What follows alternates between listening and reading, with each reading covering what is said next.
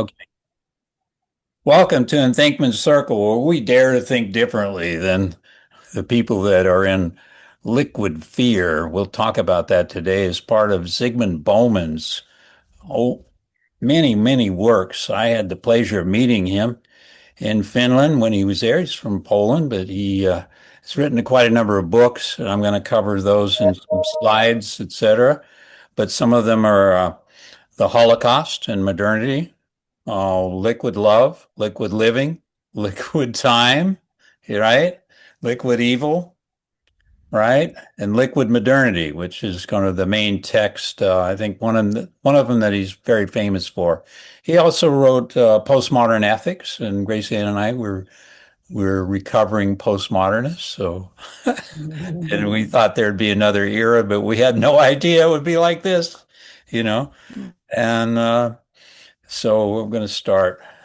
Um, I want to say that it's a pleasure to have you all here and to join us, and thank you very much. So I'll kick it off if that's cool with everybody. I'll kind of start. Well, my great grandparents were immigrants. They migrated from European nations to the United States, and I guess there's a court case today in the Supreme Court to decide if people can be kicked out of their citizenship if they had parents or grandparents from another country. So it's kind of interesting what's going on in life. Let me share. Let's see. Let me start with those slides. I'm going to change my mind a little bit. I'm entitled. I can do that. Mhm. All right. You should see some slides there. Works of Zygmunt Bauman, and uh, there's a picture of liquid fear there in the lower right.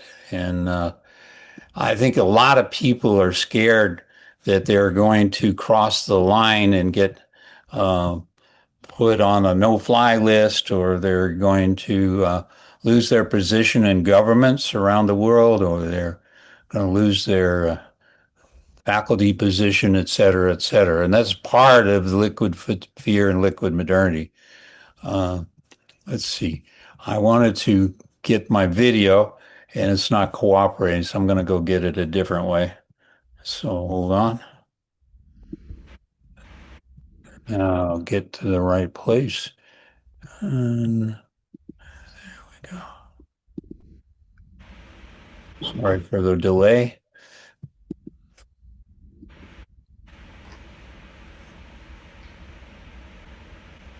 Okay, now we got it.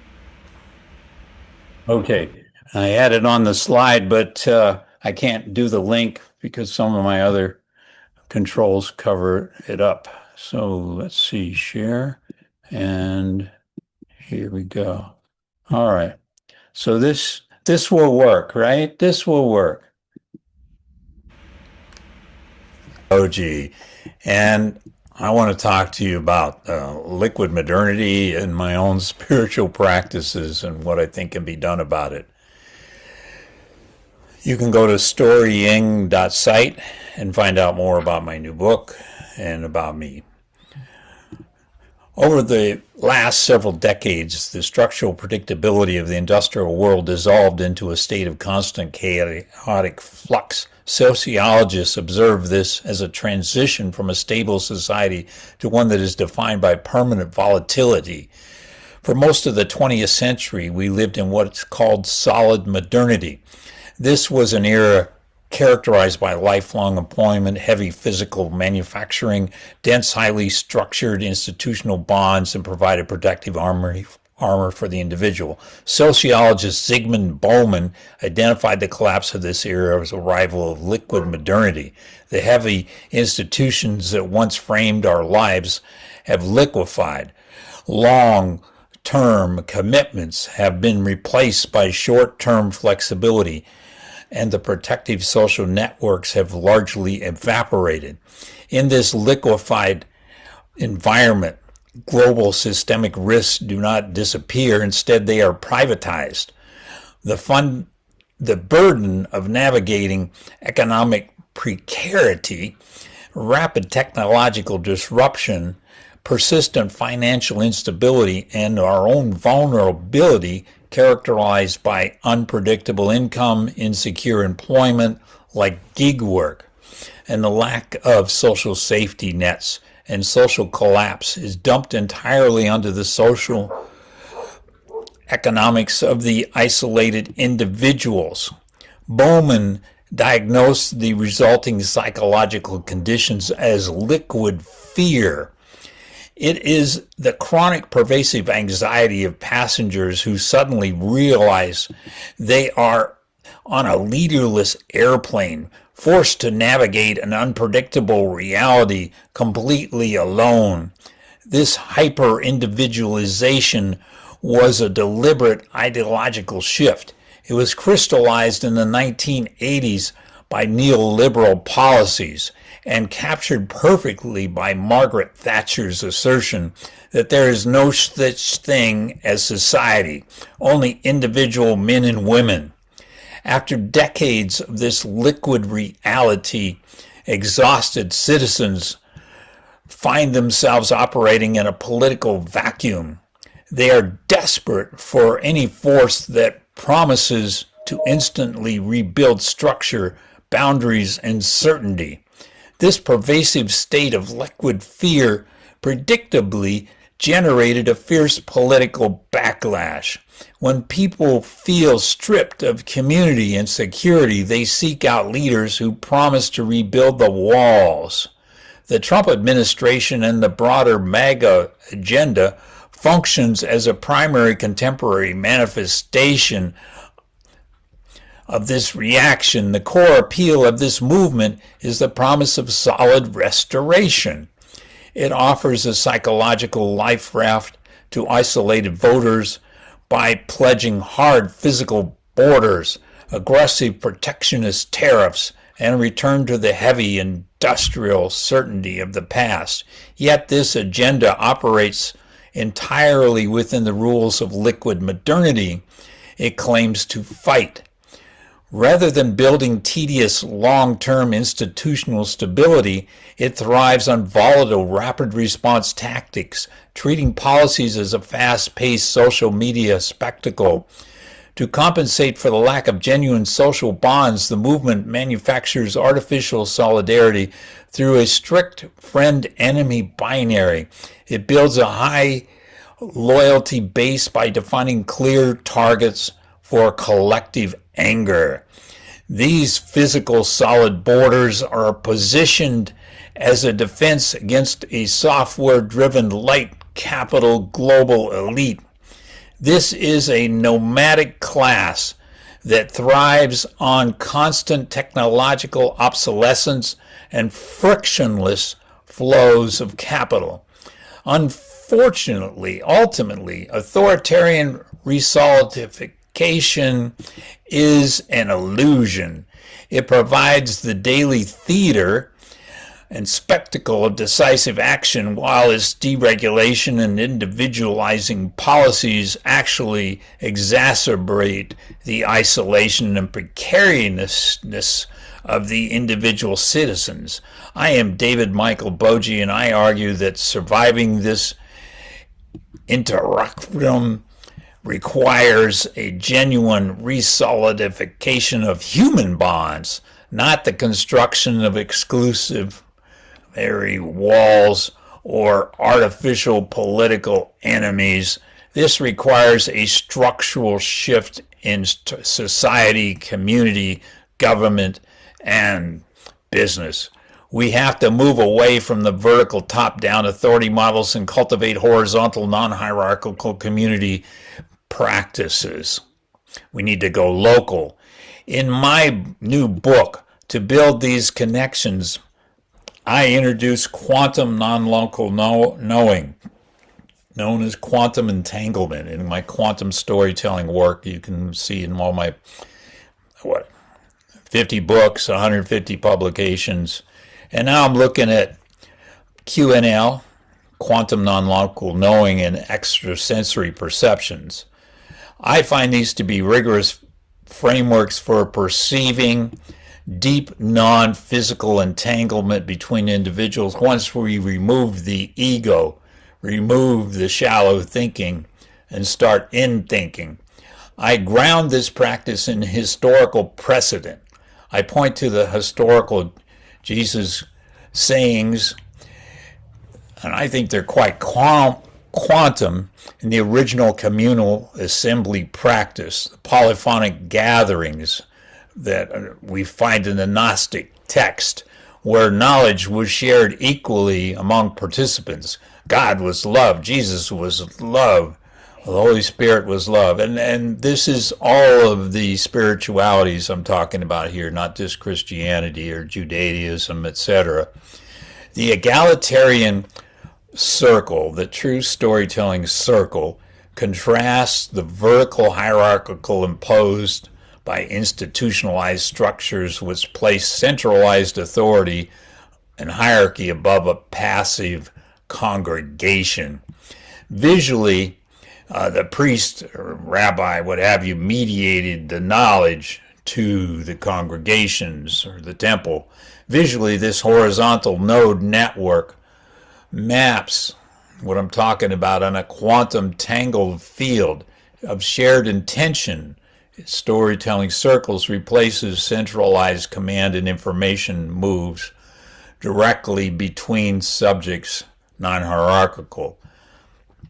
The quantum non-local, for me, is a kind of mindfulness, a new mindfulness for a new generation caught in this world that's so volatile with liquid modernity that we need spiritual practices of perceiving the non-local entangled quantum field of the universe. So horizontal, non-local knowing in the universe provides an authentic bottom-up structural alternative to isolating.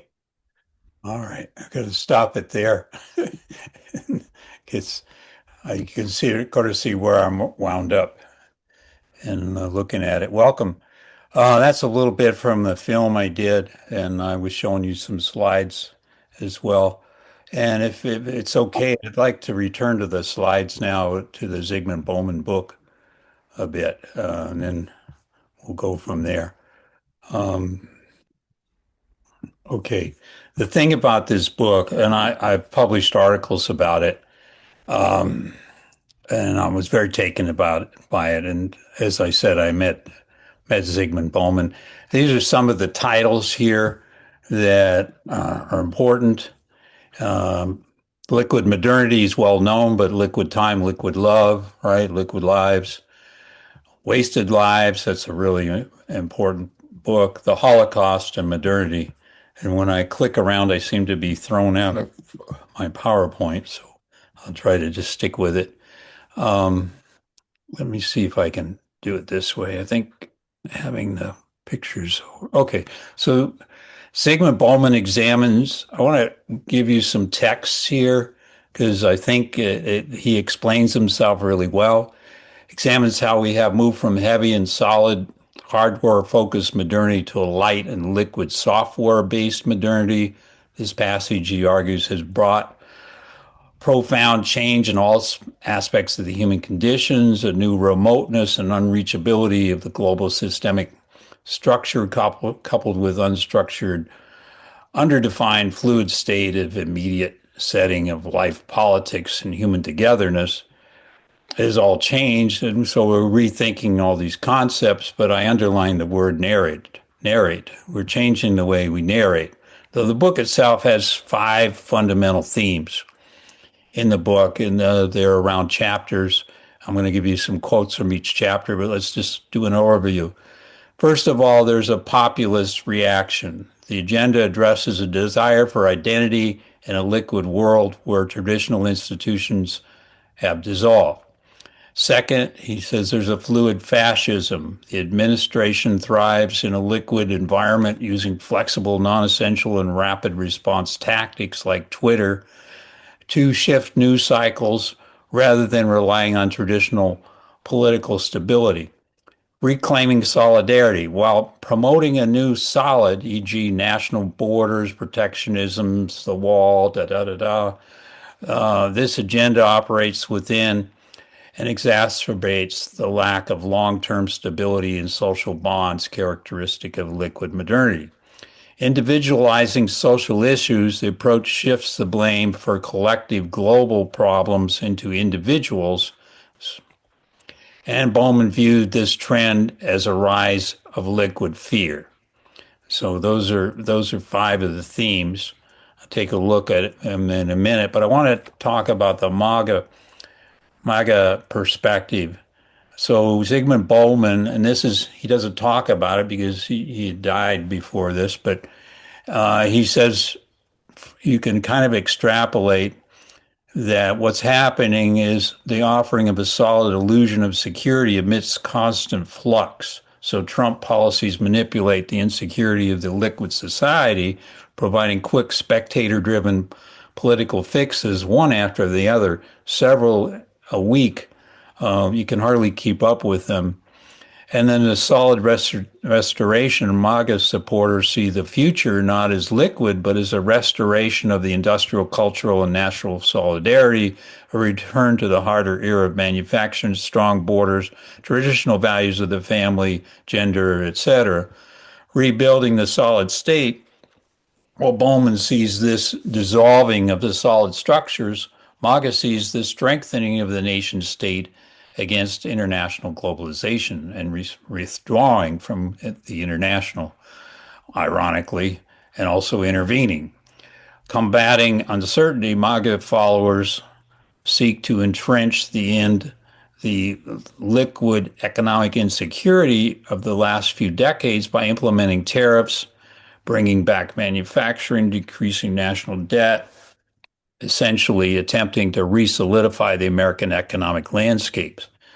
Now, five basic concepts of this, again, emancipation, individuality, time, space, work, and community, traces their successive inclinations and changes in meaning. These are the main themes of the book, Liquid Modernity. So let's just take a look quick at emancipation. The yet darker foreboding nod at the philosopher's heart that people may simply dislike being free and resent the prospect of emancipation. Okay, so maybe we're too free. Men and women are fully, truly free, and so the agenda of the emancipation has been all but exhausted. So what other freedoms do we need? I mean, right now in this era, I'm saying we're losing them, so you see them dissipating. But at the time when classic critical theory, and let's be clear, Zygmunt Bauman is a critical theory, and I'm going to cite a little bit of Adorno and Horkheimer so you get that experience of another order-obsessed modernity, and thus informed by the telos, like the time, predictability, or inevitability of emancipation, was put in shape by Adorno and Horkheimer after World War II. So their book in the 1940s, you skip to the bottom, was about the culture industry theory that argued popular culture under capitalism is mass-produced, standardized, formalistic, designed to turn citizens into passive consumers. And so continuing back with the third point, so Adorno and Horkheimer, I've written a book about postmodern or critical theory ethics, I guess it's called, with Bakhtin and lots on Adorno and Horkheimer. So habitualized rules, assignment of duties, supervised performance, etc. So this was the beginning, just right after this, the Fordist era, Henry Ford production, and started to really take off. And from now on in the communities, individuality, let's turn to that, more postulated than imagined. So maybe only ephemeral artifacts of the ongoing individuality play rather than the identities determined in defining forces. To cut a long story short, says Zygmunt Bauman, these are direct quotes and page numbers, a gap is growing between individuality as fate and individuality as practical and realistic capacity for self-assertion. Whatever safety democracy and individuality may muster depends on fighting the endemic contingency and uncertainty of the human condition. Not on that, I guess, not on that, but on recognizing and facing the consequences point blank. So Stephen Bauman wants us to step up and notice the individuality. And that, much like Gregory Kahete and Don Pepione have said the same thing at the quantum storytelling conferences. Space-time is completely shifted. So fluids, so to speak, neither fix space nor bind time, while solids have clear spatial dimensions but neutralize the impact and thus downgrade the significance of time, effectively resist its flow and render it irrelevant. Fluids do not keep to any shape for long and are constantly ready and prone to change it. And so for them, it is the flow of time that counts more than the space they happen to occupy. That space, after all, they fill, but for a moment. It is a very quantum notion. I listened to a quantum physicist talk almost the same language yesterday. If the spirit was modern, and here he's talking about like the spirit of capitalism, Adam Smith, the specters of Marx talks about, Marx and Engels. It was so indeed, insofar as was determined that reality should be emancipated from the dead hand of its own history. And this could only be done by melting the solids, that is, by definition, dissolving whatever persists over time and is negligent of its passage or immune to its flow. That intention called in turn for the profaning of the sacred. I'll just pause and let that sink in. And disavowing and dethroning the past, and first and foremost tradition, to wit, the sediment and residue of the past in the present. It therefore called for the smashing of the protective armor forged the beliefs and loyalties which allowed the solids to resist the liquidification. Think of unions, right, as an example. Work in community. I'm going to pause here and stop, and I'm going to read this, and then you're going to tell me who said it. Please don't look it up. History is more or less bunk. We don't want tradition. We want to live in the present, and the only history that is worth a tinker's damn is the history we make today. Who said that? Take a guess. Henry Ford. You knew it, or you did your homework. Come on, did you do your homework? History is bunk. I taught history. Oh Everybody my knows God, that that's saying. great. Yeah, I you get I know you the get the first three prize. words, but I'm shocked by the following words, which I didn't know. So thank you for bringing them up. Oh, you're The rest welcome. of it Thanks doesn't for sound being like here. I am taping, by the way, so we are taping. So, yeah, I really appreciate that. Um, I didn't notice it when I read it. I knew Fordism. I've read tons of books on it, but I said, he said that just like that, huh? Wow. Yeah.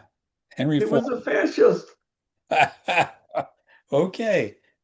Yeah. Henry Ford, um, was hooray for Hitler. I'm exaggerating, but the But hero of our country, Charles Lindbergh and Henry Ford. okay. Okay. You heard it here. So, let me pause and just ask what reflect. I showed you some film, I showed you some slides. There's three more themes in the book. I wanted to give you a sense of the book itself because if you've never, probably you've read it. I mean, Betty prepared and read it. I don't know if the rest of you read the book, but it's um, it's dense, is Heidegger, and when you get going in it, but then every once in a while, he has these breakthrough moments in the book. Uh, So, David, yeah, go ahead, please. so if we summarize, basically what you're saying is the rate of change in the world, which people mostly perceive as accelerating, is what has caused insecurity and fear. And the two responses are to try to recreate stability and solidity, or to try to somehow adapt to the changing situation. I think, and it reminds me, David, of when we talked to Ivan Illich, who was a 70s radical and priest. And he said that, yeah, you know him too, Paul. I have read a ton of Illich. I love him. We did too, and we met him and had dinner with him and had conversations with him over a period of time that were just wonderful. But his point was, you know, all these changes, that we don't take a broad enough look at the whole context. And that if we looked at the broader, I think one of the messages was that if we look at the broader context, that there are ways that we might see benefit that we've overlooked. David, you're on mute. Let me interrupt this and welcome Dr. Cassandra Reblio. Wow. I think that's... I made it, guys. I made it to the other side. Congratulations. I'll just give a disclaimer. Cassandra didn't know anything else that we presented before. She's here as a guest, and she has no views on liquid modernity. So I just don't want to influence your employment possibilities here. David, congratulations. Can you tell us, I understand you got an acceptance of the doctorate without any substantial revisions, which is unheard of. And yeah, there's some way we can congratulate you, and let me send little love symbols. Thank you. Thank you. Yeah, I don't know. I think, I feel like I was redoing the paper every time I was revising it. And I think that is probably not the way that you would generally want to approach it when you've been working on it for so long. But I feel like that was what helped me in every way. And I think also, like I was telling Ronnie, over preparing, like we were talking about the slides last week and it was giving me anxiety. And then I feel like I kept trying so hard to remove but keep. And then at some point, I think I just sort of did everything and threw everything away and then did everything again in a different way. And I feel like that was also a very helpful exercise. So I think just living in it and being okay with it, just constantly being rewritten completely, is like the way to learn the most, right? Because that's what we're here for, learning. But also I think to be the most open to like what it could potentially look like. I'm just so over the moon about the fact that social symbolic work is back in there, because like I think that's where I started, and ultimately like it's exactly where I ended. It's like a Cinderella story, guys. But I'm excited about liquid modernity. I'm not gonna lie, I was thinking about that when I was practicing my presentation, because sorry, not to interrupt you, Grace Ann, but I was loving this idea of liquid modernity, and then I'm like, no, you can't talk about that. This is not a dissertation. Because I was thinking about how it's like a way to encapsulate post-truth and postmodern, which is like two ways of talking about, and even in the social symbolic workbook by Lawrence and Phillips, they say the same kind of thing, like, and so I think I'm excited to hear about it, because I'd love to start being maybe a liquid modernity researcher if it's not going to stop me from getting a job. I don't know what happened there. Well, Cassie, I would like to, well, first of all, I'd like to congratulate you, but also just to tell you that a very good example of liquid versus solid happened during your defense. You were on target. You didn't cause them to get up in arms about anything. I lived the opposite in my dissertation defense, because I had liquid benefactors and solid opponents. And I'll tell you what I mean. There were people who wanted traditions to remain traditions, and they had planned to attack the very basis of my thesis. This was at Duke University, that is as solid as they get, traditional. And then I had my professor, who I had chosen very specifically because he wanted to upset the apple cart, change what Grace Ann's been talking about. We wanted change. And of course, the change versus the traditionals got everybody up in arms. But I was given one piece of advice: let them have it out. Don't jump in the fray. And when someone comes back to a decent question, jump on it enthusiastically. And so that circus is all I remember about my defense. So I'm really pleased for you that you could actually feel good about what you were putting forward. They could see the best of what there was, because I don't think anything I had to say in my defense really made a difference. So I'm pleased for you. On the subject of entrepreneurship, so one of the things about liquid modernity that's in Bauman's works is that we are all expected to be entrepreneurs, but then we are not expected to know how to make that happen because we don't have the infrastructure to back us up for it. In other words, we're expected, if we fail, to go fail again like Thomas Edison and go fail again, and that we're responsible for our own health care and our own support and the basis, and this is how we learn. And there's a sense in which the individuality of that gets maximized, I'll say, where the individuality, and I know my dad is an entrepreneur. He had to have such a social network to bring his inventions online. You know, it was not a sole activity, and he needed funding and financing of people who could write it off on their taxes, who were rich, et cetera.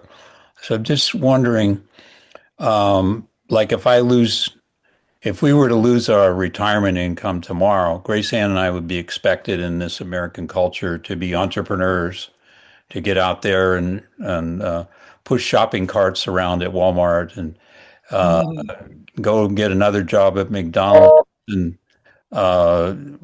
live out our years into the 90s until we could get an entrepreneurial adventure going, things like that. So many people, young people, younger than Cassandra, not to date you or anything, but I mean, if you're graduating now, right, from college, what's your prospects? I mean, do you expect to have the glorious full professor career Grace Ann and I had when you graduate?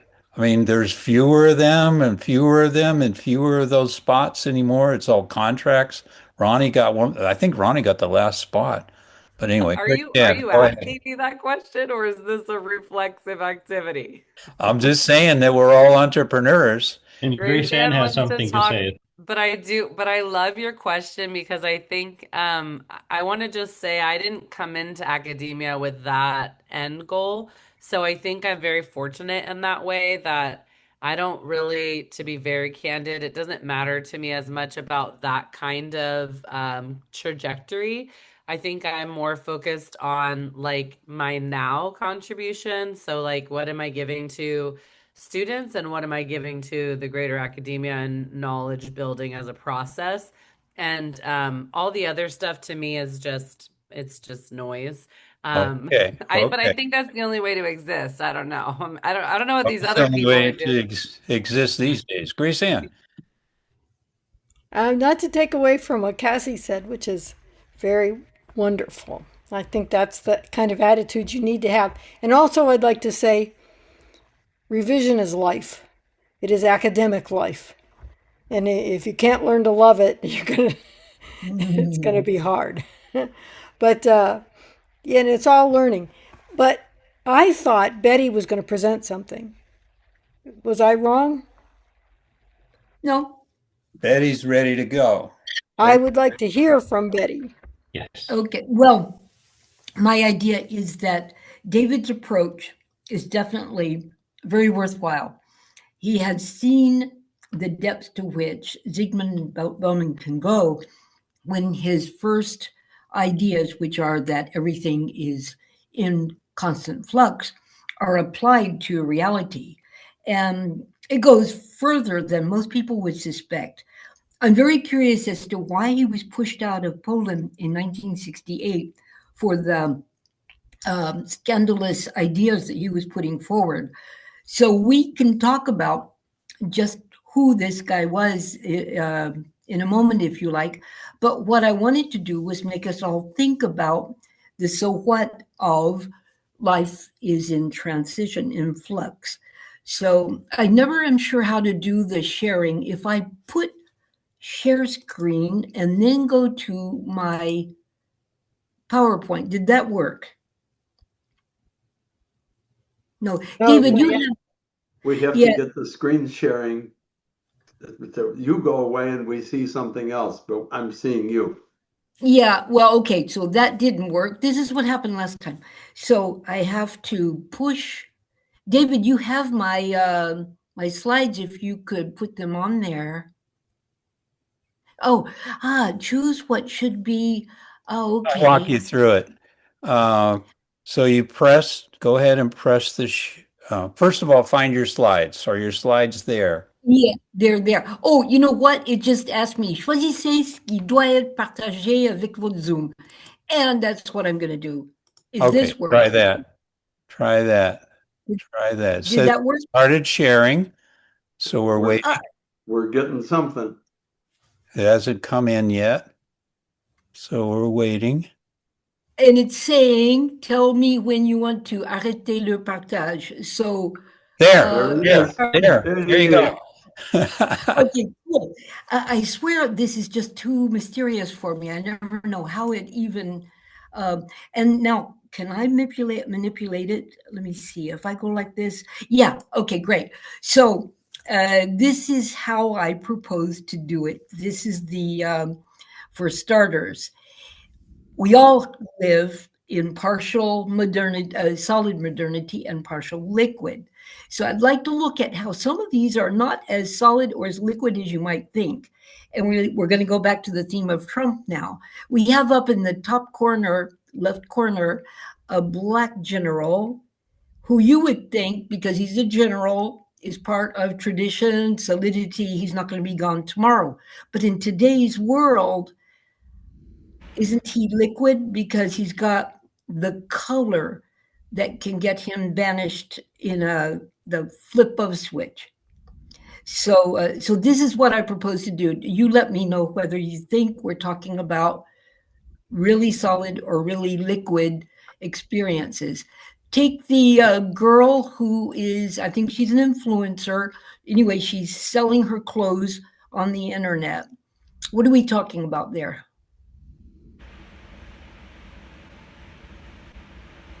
Well, in selling, that's traditional, but using the internet is liquid. Right. And I think she's taking the traditional and making it purely liquid.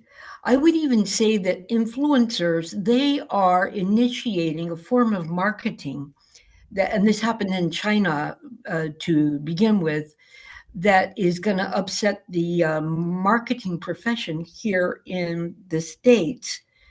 But maybe not for all products. Maybe there are products that lend themselves to liquid. But the point here is that if something can be done in a fly-by-night way, you turn on a camera and then you have 20,000 followers one day, 200,000 the next, that is liquidity for sure. So, but we can wonder, what's it going to do to the marketing profession that my son is in? What does everybody think about the guitar player at the top? How liquid, how solid? It's not plugged in, so it's solid. Well, he's liquid because unless he gets a following, he's going to be unemployed, Yeah, here today, gone tomorrow. So here is my thought. I think that musicians and arts and crafts people have been liquid for a long time, but not so much to their benefit. They would have liked to have a more stable life. But here in France as well, they can't count on a decent salary. They've got to love their art and put up with the precariousness of it. But this is also to say that when we try to put a timeline on the world going more and more liquid, it's actually been very liquid and too liquid for some people for a long time by its very essence. Okay, the guy down below, what I was trying to find was an AI worker or not at all someone who is a computer expert. The guy is doing a job, he's a gig worker of sorts. Is this something that you see is going to have a future for us? That everyone will kind of find something where they can, when they can? All right, this is really personal for me, Betty. My son in California is that guy, working from home because that's what LinkedIn, when COVID happened, the people who all used to go to a building in downtown San Francisco don't come to work, stay at home, and talk about liquidity. LinkedIn got bought out by Microsoft. My son lost his job because of reorganization. And, it's hard for me to get a handle on, liquidity.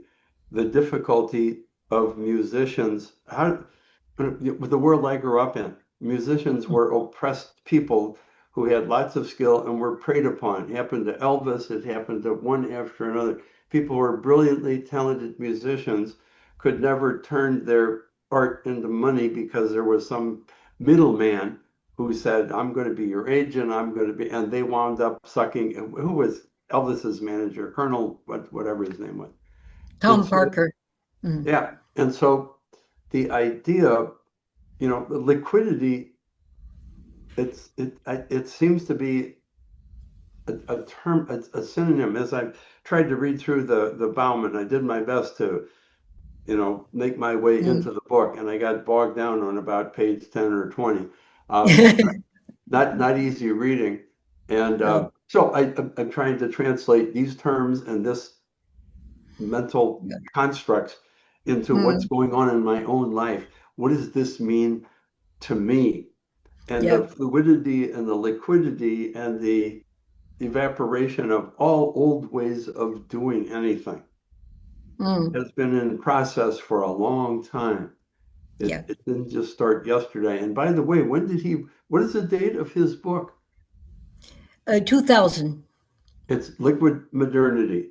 Yeah, and that's a very good point. 2000, for young people, Cassie might find that very old, but for me, it was yesterday. Yes. For me, it's the year 2000 is not old.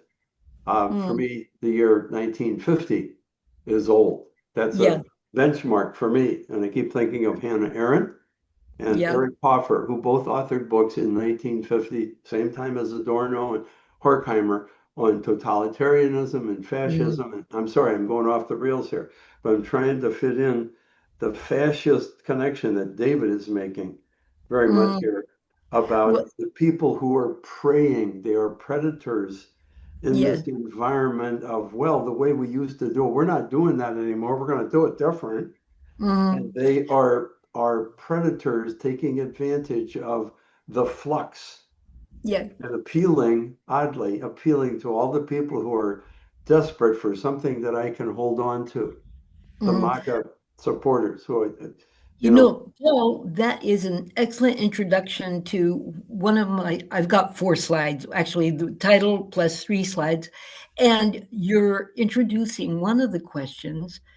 These things have been going on for a long time.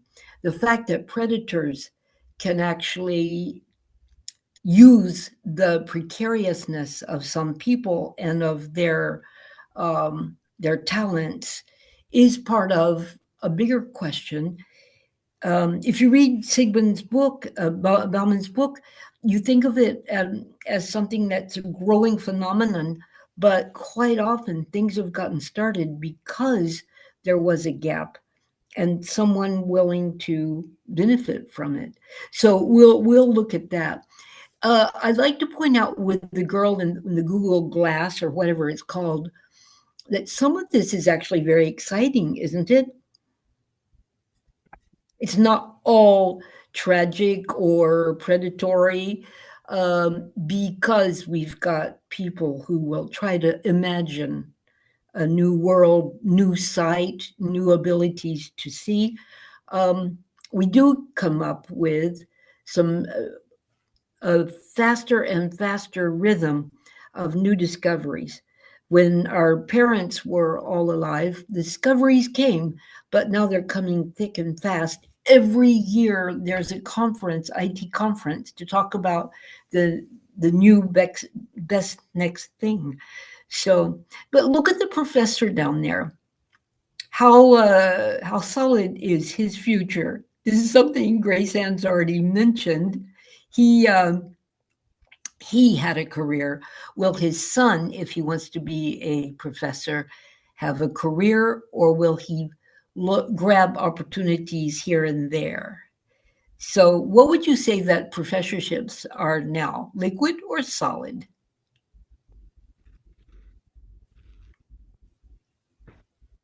They are not solid. More and more liquid. Yeah, in transition. Yeah, in transition. I do know that for some people, that kind of lifestyle actually makes more sense. You know, when they used to say, good what? And the bad ones teach. Good workers, no, I can't remember what it is, but teachers.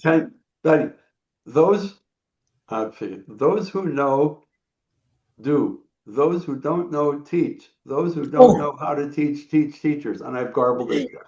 Oh, that's even worse. That's worse than what I heard. I think I didn't hear that bad.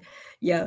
But the fact is that teachers after 20, 30 years could be taxed with not having, we know we get out in the field. When we do research, we actually go find out what is happening. And Cassie will never just be able to sit at a desk and have her career go forward. But it's true that not being able to actually change lifestyles has a certain effect on those of us. I was very happy not to have to switch to a different career. But the only example I found of something that seems very solid, not changing, is at the top right. The kings and queens, nobility, people with titles. But, King Charles is showing he wants to transform the way he's a king. Recently, didn't he go to some event and he wanted to put all of his weight behind ecologist or somebody. I can't remember what it is, but he wants to transform the king's role. And they're being very careful at Buckingham not to spend public money doing private king things, private noble things. So how solid is nobility? We can ask the question. Betty, could I add in here? Yeah. When we talked about music, Ivan Illich had a student working with him. They were studying how music evolved. And what they said was, originally, the community would be gathered around the campfire and they would decide what sounded good and what didn't. And this was before the tuning fork. But once the tuning fork was invented, it became the structure. It became what decided what was in tune and what was out of tune. And everything had to conform to that. So what they traced was how we modernized and standardized even music, so that today we don't even realize the structure that we're working within. We've lost that community egalitarian openness. Yeah, and that's maybe even a very good point for things that are solid because there's room for other ideas to come in. I would even say that there should be two forms of music, the kind that people can improvise and those who we can count on to be available to play for us in concerts. The Scala in Italy is a sacred, venerable institution. We don't want to lose that, but we don't want to lose the improvisers. And what we find, go ahead. The whole thing of so many cultures, people sing. And they don't in our culture because you're considered to not have a good voice. And only those who have a good voice should sing. There's so many restrictions that we impose. Yeah, we had that problem at our No Kings event this year. Nobody wanted to lead the singing because nobody wanted their voice to go through the microphone. But without a lead singer, the crowd couldn't figure out where we were on the page, etc. Absolutely right, Grace Ann. The Louvre that's at the bottom is my counterexample to kingship. Kingship is changing now, or England is changing it, but the Louvre remains in the minds of everybody. A beautiful work, architectural work that also signifies the past. Is there anything liquid about, I said Louvre, I meant Versailles. Is there anything liquid about Versailles? It's the essence of solidity.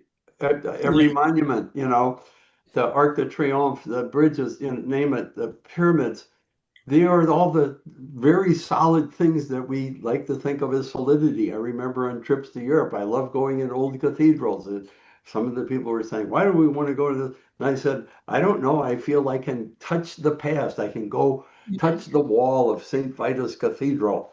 And it made me feel like I was in touch.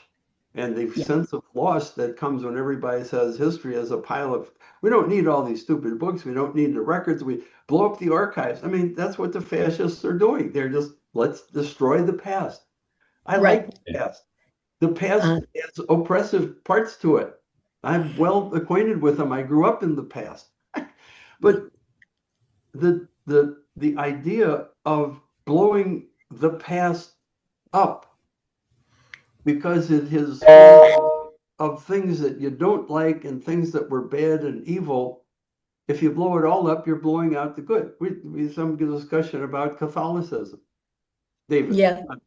Well, I lived near Versailles as a boy, and I had a little motorcycle and I used to ride by it all the time and visited numerous times. The thing about Versailles is when the king and queen were there, they were never alone. They had people traipsing through their bedrooms, not just to dress them and everything, but people asking them to sign things, and they were on display. The public was a kind of a panopticon, and that's similar to what Zygmunt Bauman is saying, that Jeremy Bentham's panopticon has gotten reversed. And it's more like this time in Versailles where everybody's watching the king and queen. They're like all watching him. But now with all these electronic things and the algorithms, everybody's watching us, like nobody wants to go to the wrong podcast and get on the wrong list and things, He's afraid in this fear society that we fear the world, right? Liquid fear. We keep all our, when you go back to your son there, Paul, if he's on Facebook, he's got one personality. Typically, if he's on LinkedIn, a more academic personality, right? And on TikTok, a more rebellious personality. This is so we don't have an identity that's solid anymore. And it's myself doing the same thing. I'll think, oh, I'm on LinkedIn. I better put a couple of references in. Or if I'm on if I'm on Facebook, I'm like, oh yeah, there's a lot of people, friends. How many My likes am I son, getting? You know? my son worked for LinkedIn. He was one of them. And some of the convoluted mirroring that we're dealing with here. My own son is in the middle of that whirling liquidity. Yeah. I You just know, wanted to, oh, he's sorry. having a hard time finding a job. He's 45. He's very smart. He's very competent. He did really well at LinkedIn, but then COVID happened, like whatever. So this is a very wonderfully relevant discussion. I saw Cass had her hand up and then. Yeah, I want to be concise when I kind of make this comment. And I'm not that young, by the way. That's my my disclaimer here. But I do think I don't know where it fits in the conversation, but as you're talking about all of this, I feel, and I think I have always felt as a result of probably my upbringing and my personal circumstances and all of this, I've never felt anything is solid the way you're describing, like, you know, in the institution of the military. And I was in the military. And I'm thinking about the show The Queen as well. And this really pretty building you have down on the bottom right here. And I think what I feel like is everything is our perspective. So like this idea of like solid modernity, I don't think actually is real.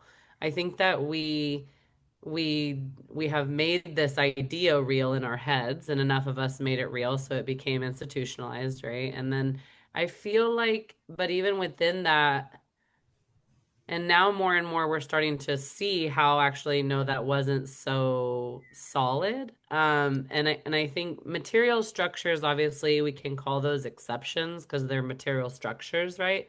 That were actually built, 400 years ago or whatever.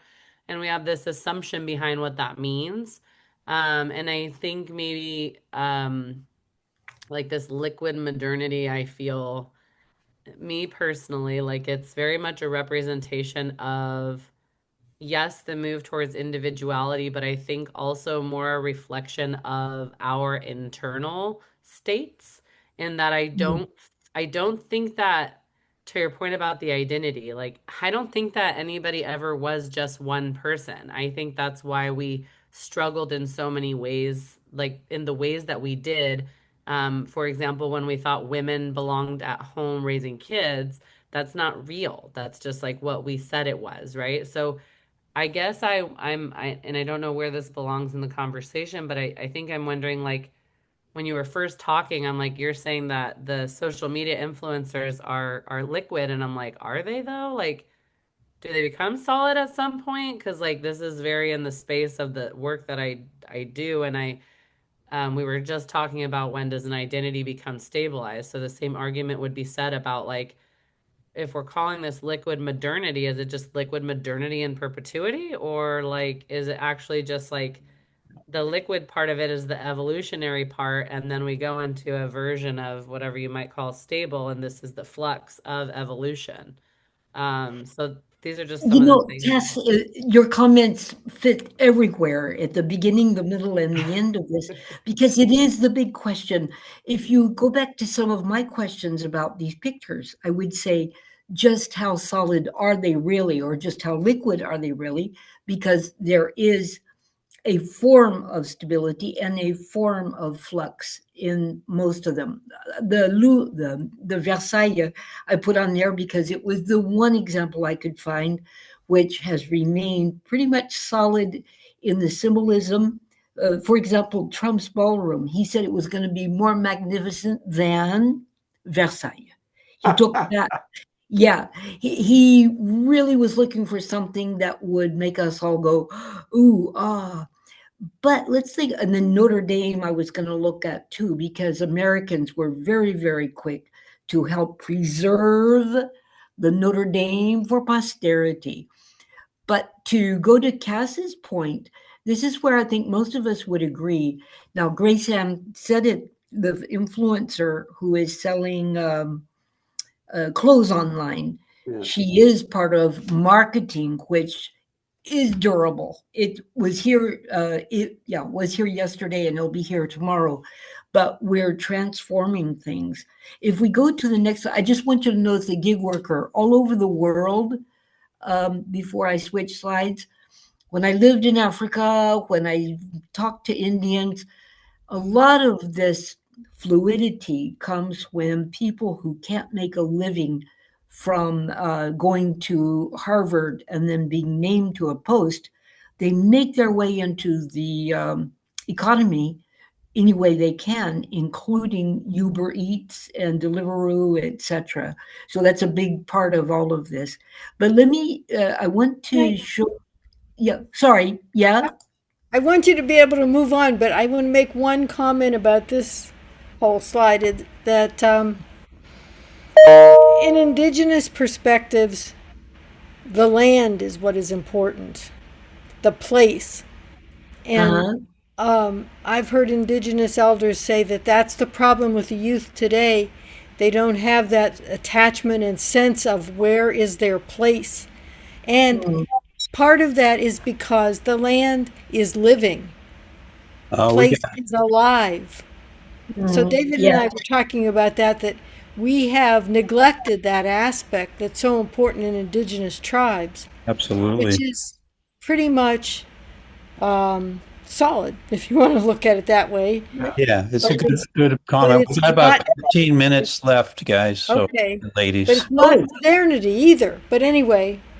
Thank you, Grace Ann. I'm going to think about that this week because I'm on a soapbox about how Americans, from the very start, during Benjamin Franklin's time, have been big about ownership. And that's how money became so poisonous in our society. But I had not integrated the idea of land being a natural, important thing. So thank you for that.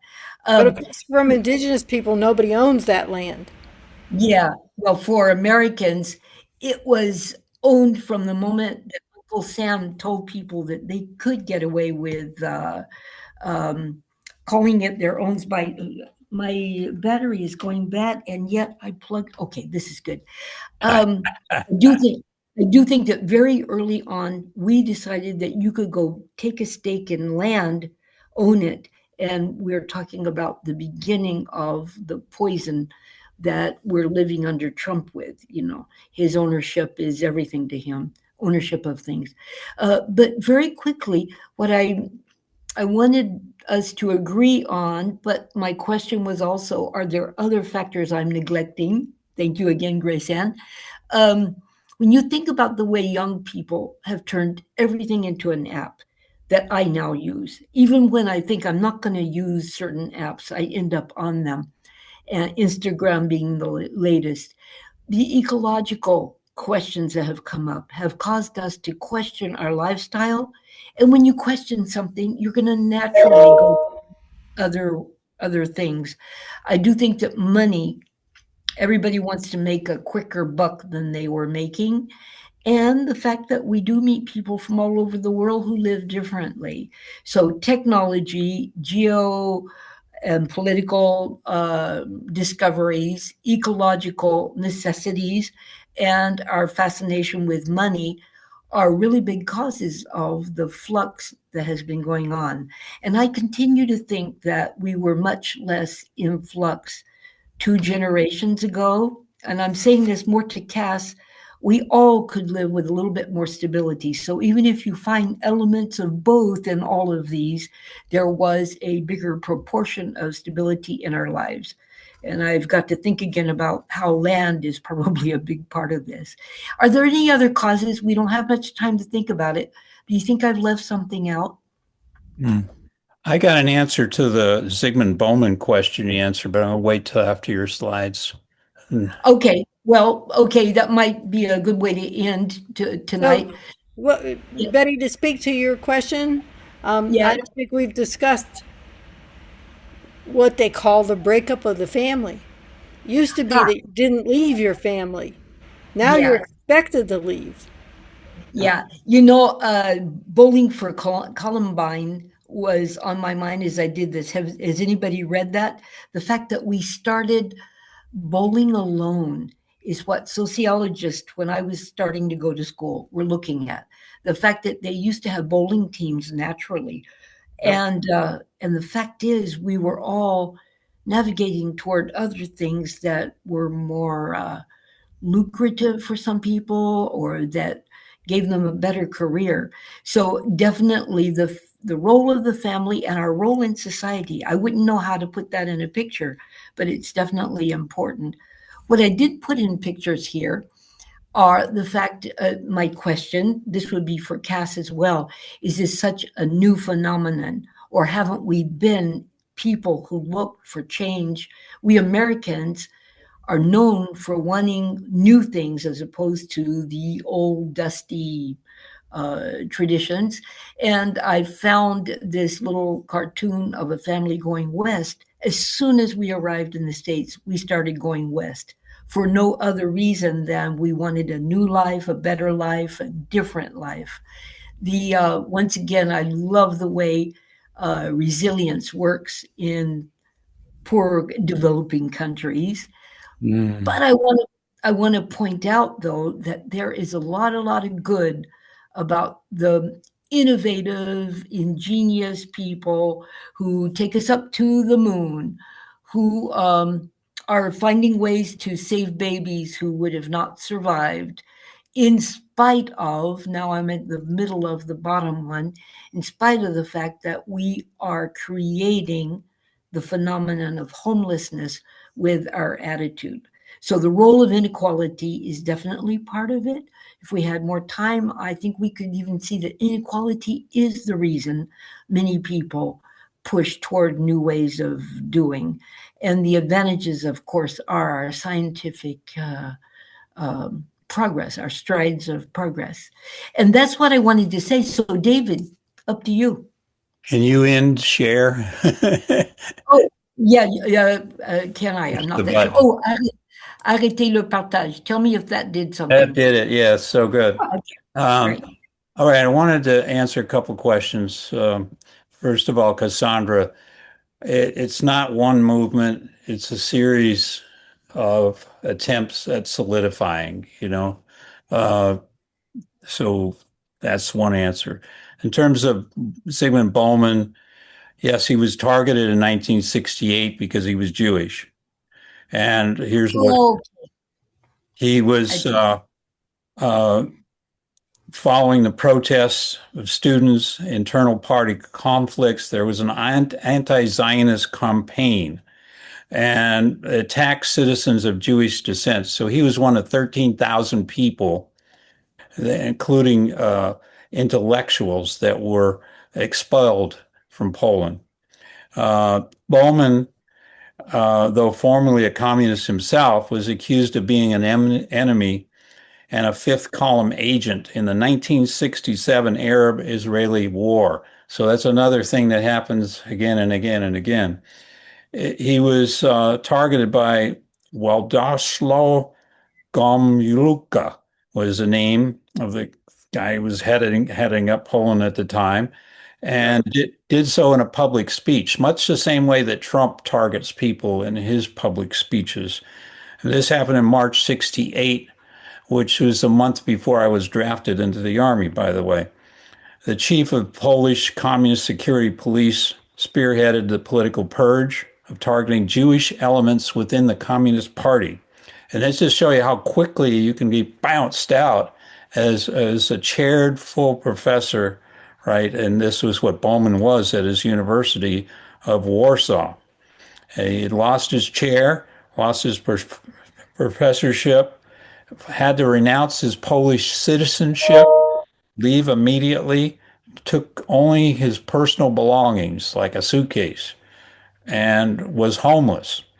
He then quickly went to the University of Leeds in the UK, and by 1971, he was a renowned professor at the University of Leeds. So that's what happened to Zygmunt Bauman. But that's about liquid modernity, the very thing we're talking about, right? Yeah, it occurs in waves. Think of it as occurring in waves. Like we're now trying to Trump is trying to solidify this, and other countries are trying to do it too with authoritarian leaders everywhere and putting it. I was in Denmark and they were going crazy over migrants and how all the politicians say, we don't want migrants in our country. We don't want to support them. They're taking away from our health care, taking away from our education, you know. And that political battle isn't unique to the United States, happening around the world in countries that supposedly would be friendly. So that's all we could say. Now we can do more sessions on Zygmunt Bauman if anybody's interested. I mean, I want to know what you all want to do, but I want to wrap this up. So anybody want to have some final comments, or you want me to turn off the recorder? Grace Ann. So one of the things that when David and I were talking the other day, we said, looking at history, and Paul, you're the expert on this, but looking at history, quite often things turn out in ways that you don't expect. And so to me, that's the hopeful part. And to me, that's why Jains believe in relativism, because it could be that everything that we think is really terrible now is what triggers a change back in the other direction. And it could be that getting there is best done through the bad stuff. I don't know.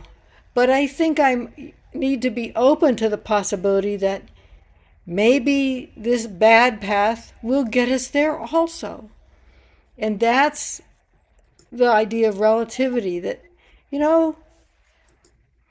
and the other part of it is that I think we always need to feel that no matter what, no matter how bad the path or whatever, we have the power to transform it. That's the light bulb going on.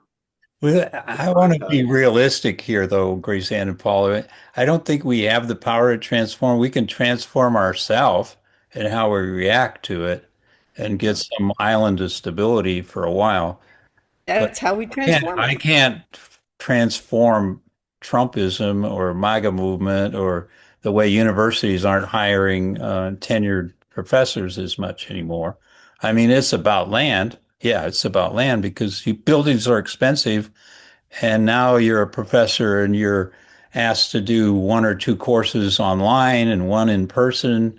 And you're bouncing back and forth from this as they can't afford to keep the buildings open. It's much like the Versailles thing. They couldn't afford to keep Versailles open without the tourists, These things are very expensive. So I'm not sure I can change it by my energy, That's it with other people, but I don't know. It's human to human. I don't know what I can do other than that. I hope. The one thing you can be sure that you can have an effect on is the person in the mirror. Okay. The idea that let's get a bunch of people together and we are going to oppose something. And I go, the most important thing that always goes on is the transformation of any individual. Be the change you wish to see in the world. That was Gandhi. And I remember hearing that and not really getting it until I went through some more turmoil of my own that made me understand you're the problem as much as anything else out there. Who, me? No, me. I'm the problem. I agree with you. Yeah. But we're the problem. Well, Gurdjieff's story is a big jigsaw puzzle of the world, and the kid can't put it together. And have you heard this, Paul? Yes. And keep going. He says, turn all of the pieces over, and the puzzle is a person. You put the person together, and that puts the world together. Yes. There's a visual, and I'm going to look at that one. Beautiful. That's beautiful. I'm going to turn off the recorder so we can get any other comments. So thank you. This is Thinkman's Circle. Come back again, and we appreciate you.